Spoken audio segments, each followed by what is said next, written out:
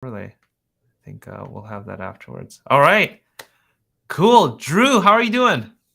Doing well. Just finished my workout. I have a rule where if I ever feel stressed or tired, which is pretty much every day, I have to do at least 50 floors on the Stairmaster. Oh, man. And it's like 12 minutes if you're moving slow, 10 minutes if you're moving quick. And then I listen to motivational soundtracks where guys are like telling you to stop being a little bitch. And I get super motivated because you like feel like you're climbing a mountain or something. Yeah. But hey, I see your drink. I want to show you what I brought. So I'm gonna drink this in the show. This, for everyone who doesn't know what this is healthy soda. It has a third of your daily fiber. I think I've pitched this to 10 people so far. Um, has a third of your daily fiber, 2 grams of sugar. It tastes like vintage cola. And don't drink too many because you will experience the wonders of what fiber can do to your body. Um, but on our last call, Jesse saw that I liked it, and it's called Oli Pop.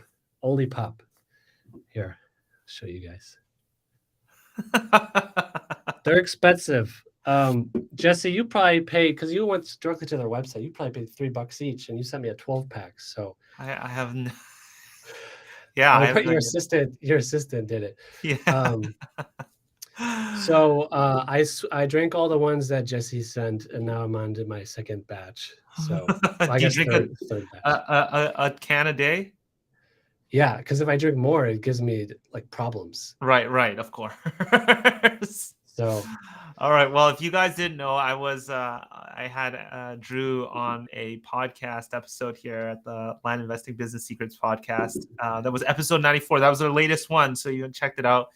Make sure you do check it out on your podcast consumption place or on our website. But this is, we're hanging out here. Hopefully some of you guys check that out and got a chance to listen to what Drew is doing with his land investing business. And I said in the title, lessons from a lazy land investor, but I don't mean that in a negative sense, because Drew really has built out a team for his whole land investing business. I think it's like pretty minimal your involvement now. Is that right, Drew? that's correct. I actually thought about it yesterday. I think it's 2 hours a week when nothing goes wrong. But There you sometimes go. I feel bad. I feel bad because I should be more involved. Um, and the thing about lazy, I think and I coined this myself. I think lazy is a negative way to paint it, Yeah. but I think to be a good entrepreneur, you do need to hyper delegate, and you need to be okay with them possibly crashing the ship, right? Because if you don't let them steer the ship, then you can't figure out ways to improve the ship or build another one. So That's I decided after our last recording, Jesse, I need to stop using the Tom Sawyer metaphor because it almost makes my employees look like I'm fooling them, which I am not. right. In fact, my lead employee that runs the company, she makes more money now than the W-2 that I quit. So in a good and thriving business, everyone is winning and everyone's quality of life is improving. Yeah. Thank you for sharing that.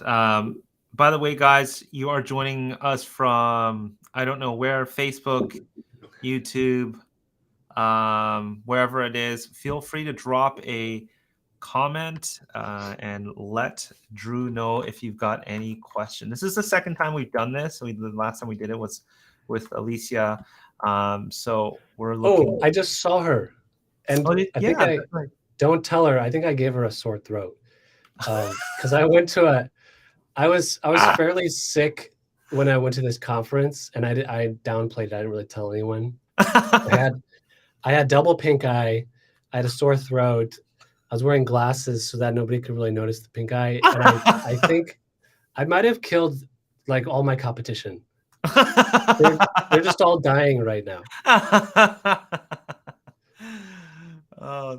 Somebody says it's our secret. I don't know. I can't see the Facebook user, like the platform we're on, can't tell us the name, but feel free to drop your name in there as well. Well, I've got some questions from you, Ashley, to kind of follow up from our chat on the podcast last time, if nobody's got anything just yet.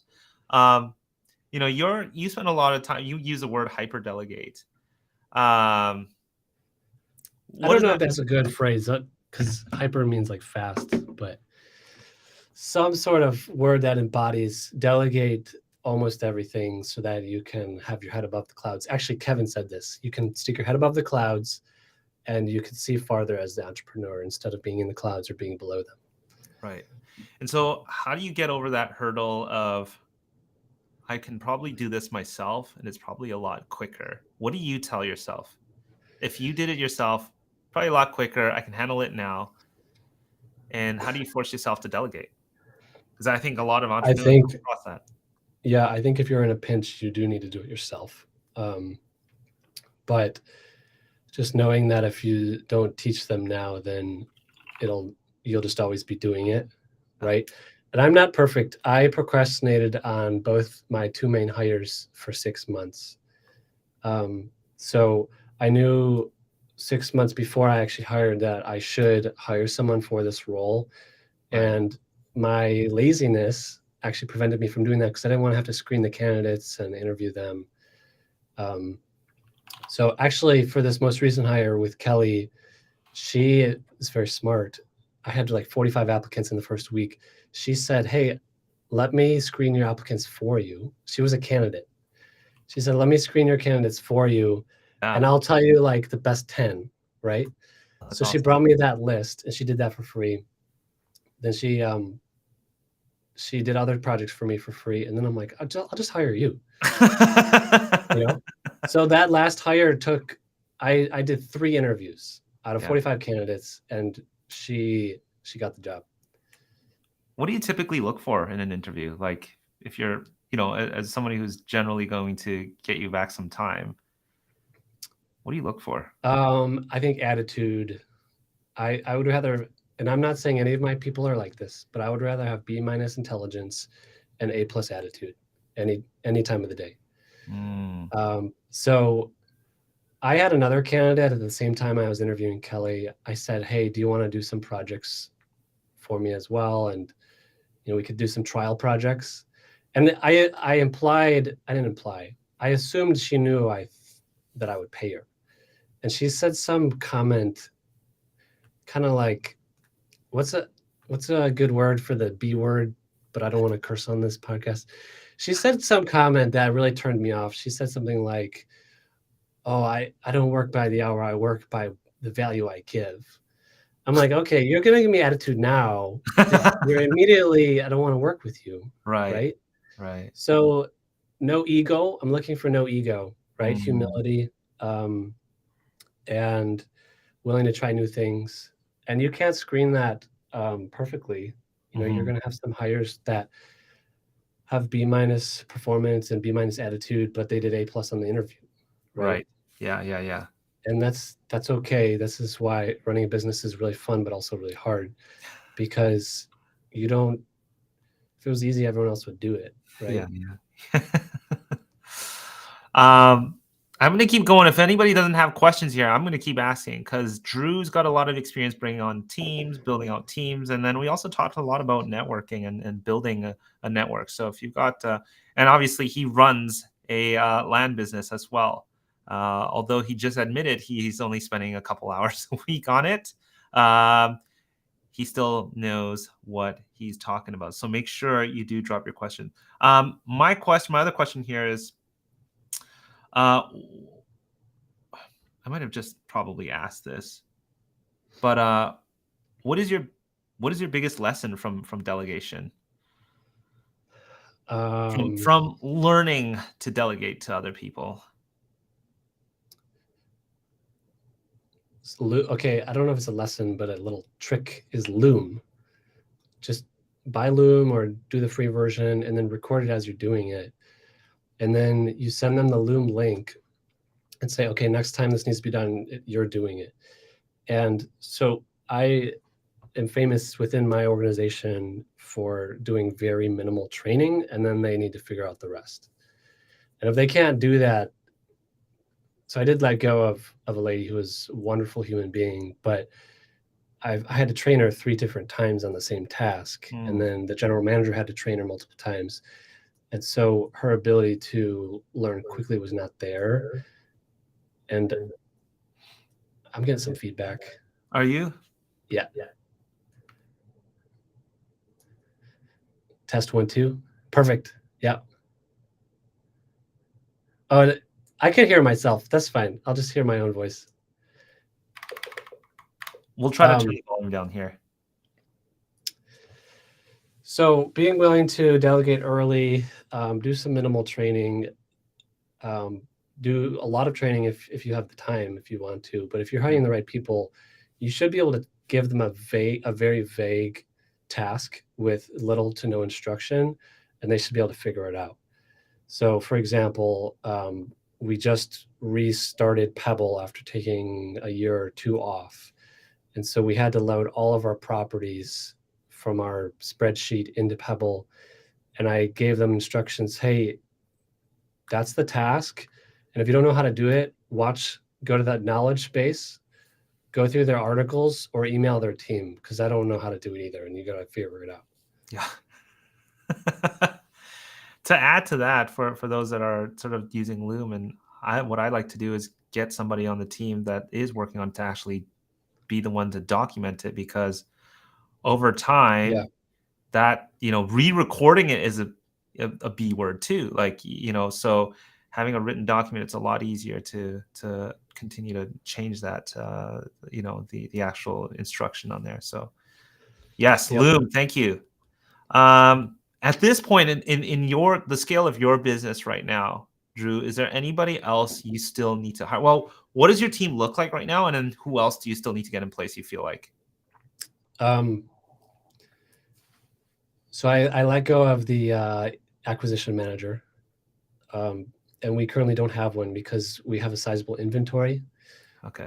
It's still selling fine, but we have something like 130 properties and we only have 23 slots on land.com.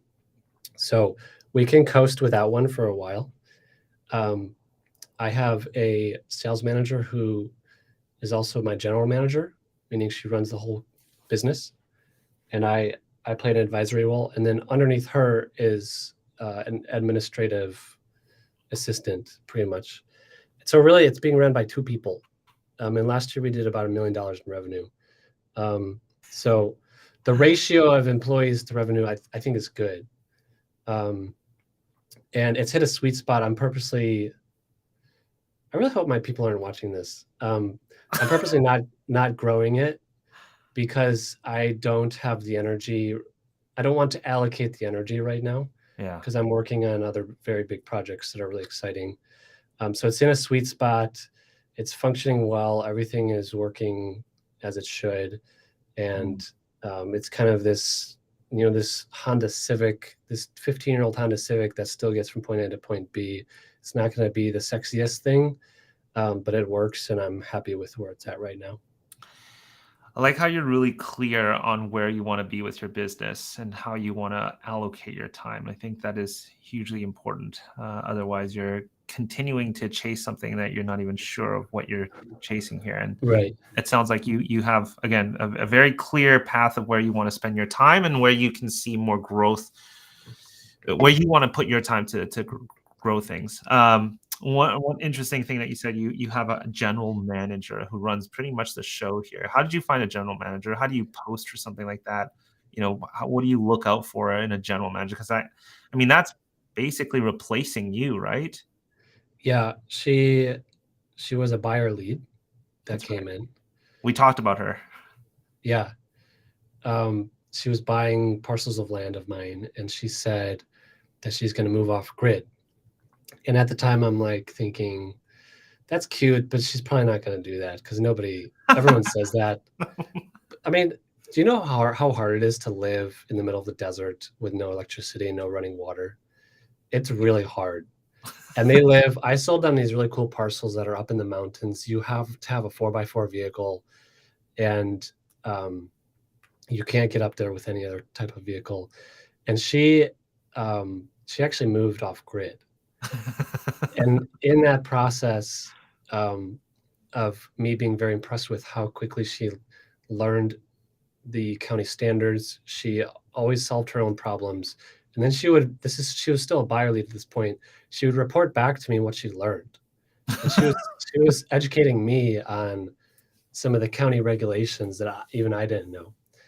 So then during that process of just really enjoying working with her, I said, hey, do you want to come help me with this business? And so she started selling my properties. Some education teaches you're supposed to outsource that last or outsource it with realtors, right? Which is totally fine. I outsourced that position to her first.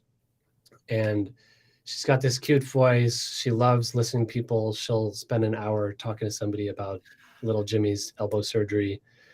And she loves what she does. Because when you're in the middle of the desert and you have no social contact, you actually love talking on the phone all day. So she became more and more valuable, continued to add value. And then I'm trying to think how to phrase this. The wonderful employee that I let go of, wonderful person. And if I text her right now, I'll get a positive response back. She came to me and she said, is Ditina my boss? I'm like, no, she's not. But what do you mean? And she brought up an issue she was having with Ditina, and it was very clear that the issue was actually this employee. Okay. And then I said, well, actually, as of right now, she is your boss. Like right now, I'm making her your boss on this call. So because I was going to make Ditina the boss of the general manager of the company anyways. Yeah. This other employee just accelerated that decision because they were butting heads on some things, and there needed to be some hierarchy because at that point there was no hierarchy. So that's how she got promoted. And she does a wonderful job. She runs the day-to-day, and then any fires she can't put out or any high-level decisions she needs, she brings them to me. There you go. I've spoken to Ditina many times. She's awesome. You're very lucky to have somebody like that on the team. Yeah. All right. Well, I'm going to keep going here. I know some people jumped in on YouTube here asking, what is Pebble exactly? If you're not sure, just head over to pebblerei.com. We want to probably not talk too much about Pebble, and we want to spend some time here. We've got Andrew Haney here with us today, and talking to him about how he runs his land business, his involvement with that. And if you haven't checked out, again, episode 94 on the Land Investing Business Secrets podcast, make sure you do check that out. It was a fun episode to record with Drew. So again, if you have any questions, leave it in the comments wherever you're watching this live, and I'm hoping that it'll come through on the platform we're streaming live on. If you got questions afterwards, you're watching the recording, feel free to leave it here and then tag Drew on there. I'm sure Drew will be happy to chime in. And we talked a lot about also, networking and you've got a really good support in the land investing space. We started talking about some of the friends that you've got in the space. You were also, or you are running also a mastermind, and we talked a little bit about that as well. And that's coming up in January, right? And that's completely full already. Yeah. What do you typically see people, take away, especially for those who have never gone to an in-person meetup or have gone to one of those conferences or been a part of a in-person meetup? What should somebody who's brand new expect, and then how do they make themselves valuable as well? Yeah. So first of all, to set expectations on price. If it's a very cheap price, then there's probably an upsell at the conference, which is fine. If it's an expensive price, there's probably no upsell, right? Upsell meaning selling a higher level of coaching, which is there's nothing wrong with that. Just don't be offended if half of the conference is them showing you why you should spend more money on their product or service, which again is totally okay. I've spent close to $100,000 on coaching so far just for land flipping alone, and it's 100% worth it. I guesstimate that I spend about a third of my work week, and it's not equal every week. I spend about a third of my work week networking and building relationships and sending people thank you notes, sending people gifts, right? And it's because I know that I'm not very smart, but if I know smart people and the market shifts, they're going to tell me what they're doing, right? I can text some pretty big names in this business and ask them what they've been up to, ask them what's working, what's not working, and then I can make shifts in my own business. And so to give you an example, and I share this example a lot. So if you have listened to some of my stuff, you'll have heard this story multiple times. But I was at 2 different conferences with Ajay Sharma. I was on Facebook, but YouTube is better. Maybe the quality is better. Maybe. I don't know. Yeah. So I went to 2 different conferences where Ajay Sharma was there, just randomly. Okay. Both times I bought him drinks, bought him food.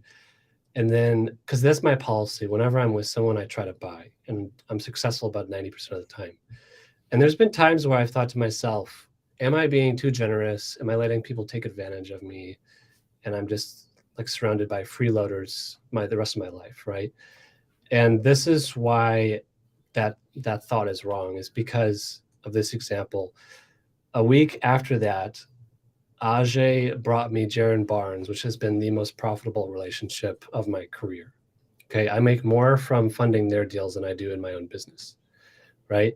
Why did Ajay bring me that first? Well, maybe because I spend multiple hours with him, blessing him, spending time with him, and treating him to meals.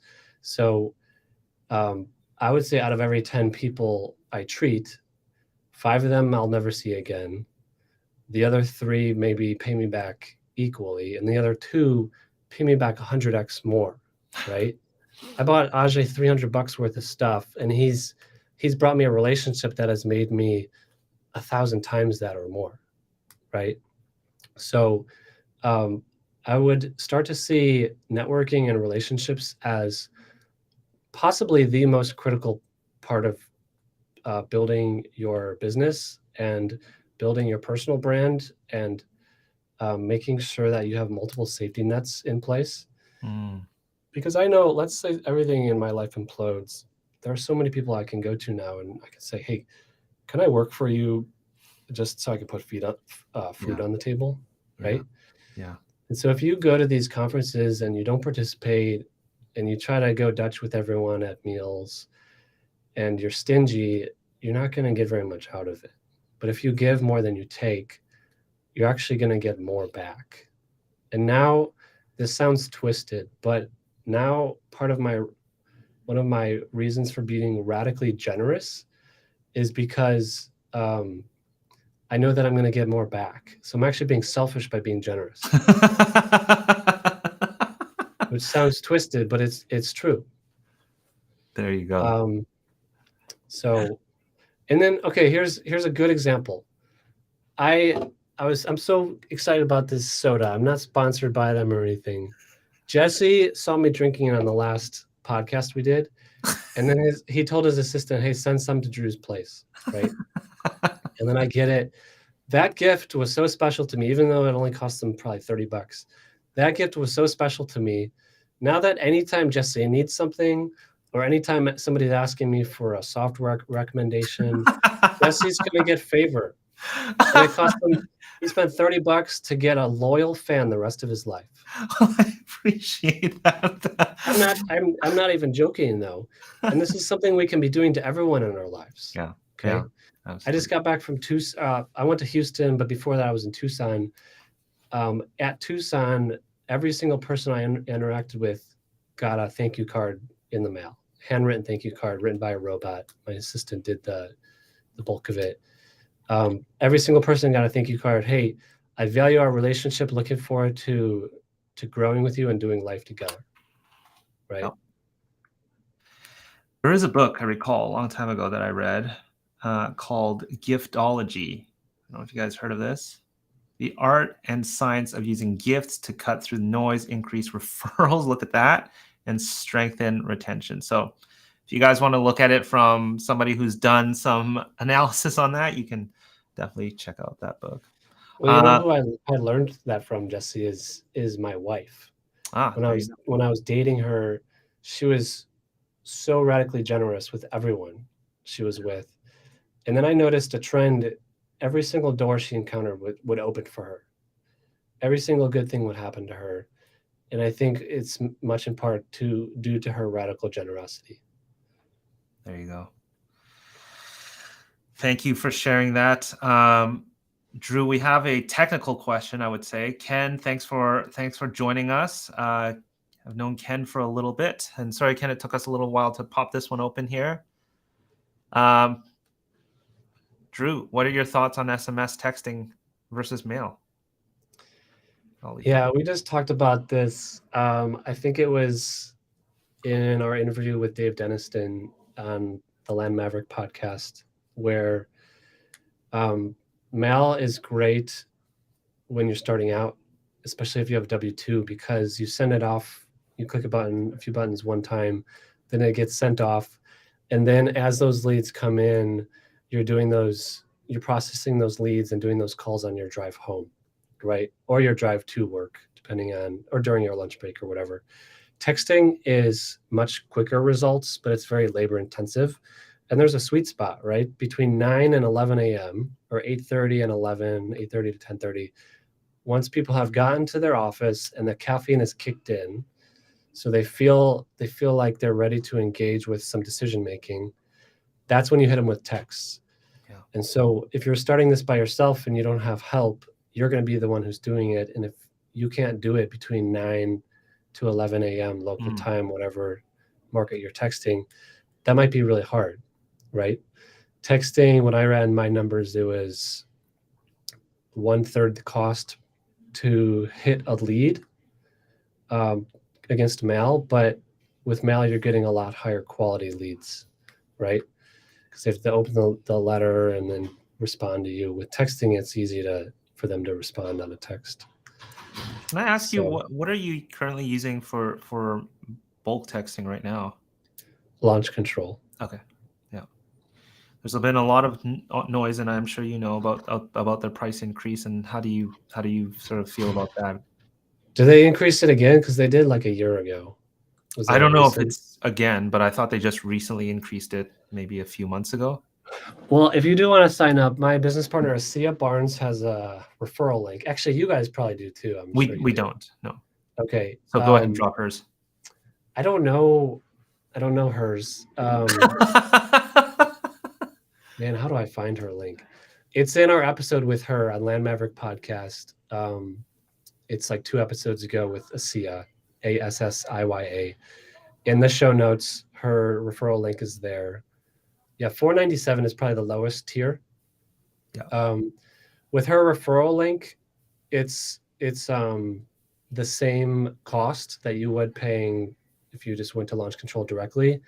But the difference with her is she gets a discount on her own subscription, plus she's offering an hour of free coaching or consulting, so she can look at your backend system.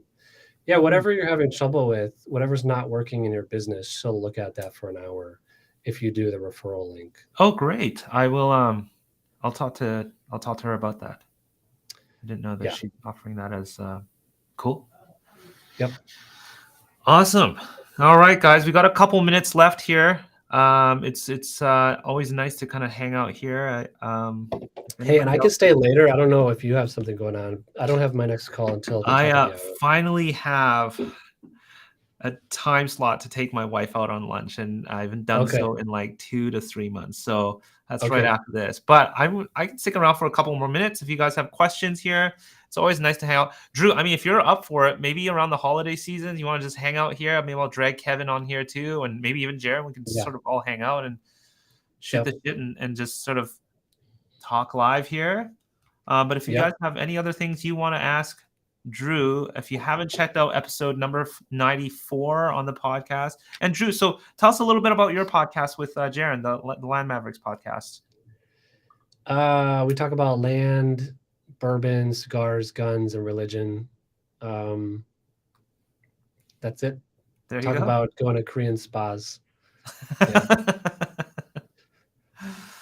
So yeah, Jaron has coaching. He also has a model business to prove that he knows what he's talking about. The model business is run by his wife Asia, and then I fund all of those deals. In the past 12 months of me working with them, we have done 65 deals around trip, and then we have 40 parcels in inventory, and we're typically, so that's about 100 deals, and we always have about 5 to 10 in closing on the buy side, 5 to 10 in closing on the exit side. Wow. Average buy is 30,000, average sell is 60. So we're rocking and rolling, and we just talk about what we're experiencing in the podcast. I'm actually filming another episode with him right after this, and it's our first one where it's just him and I. And so I'm excited because we'll talk about some mindset issues that we encounter with a lot of the students. Yeah. And it'll be fun to work through some of those exercises with him. What's the name of the podcast again? Is it on YouTube? I don't know if it's on YouTube. It's on Spotify and Apple Podcasts. It's Land Maverick. I don't even know the name of my own podcast. Land Mavericks, yeah, isn't it? I feel like I have to. The Land Maverick Podcast. Yeah. Yeah. You truly can tell that Drew delegates everything. There you go. I love it because I just show up. I don't have to do. Yeah. I don't have to do anything. And you can also go to landmavericks.com as well. If like on the web, if it's just easier for you to find it that way, you can always also find it there directly. And so Asia that we were just talking about, which is Jaren's wife, was on episode 27. So the last one there. I see you've got an episode here with Dave Deniston, the last one you just did here. So do check it out. Awesome. Ken said, I'm only in it for the Korean massage. Hey, I convinced Matt Walt, Justin Pichet to go to the Korean spa with me in Houston. And did they come out? Yeah, of course. That's awesome. It was fun. All right. Well, Drew, thank you so much for hanging out here. And for those of you guys that are watching this later, make sure you do drop your messages. Drew, how can people engage with you if they want to, get a hold of you? Is it through the podcast, or what is best? Yeah, you can email me at drew@drew-haney.com or message me on Facebook Messenger. Currently, my name is Andrew Haney on there, but it will probably change to Drew Haney soon. And the photo is a photo of myself, my Asian American wife, and our 2 kids. Cool. All right. Well, you guys know where Drew's at, and make sure you check out the Land Mavericks podcast. You can also go to landmavericks.com to check that out. Drew, it's always a pleasure chatting with you. I hope to see you in person soon again, and maybe next time we'll be at a Korean spa. Yeah. Awesome. All right. Thanks, Jesse. Take care, everybody. Thanks again. Yep. Bye, guys.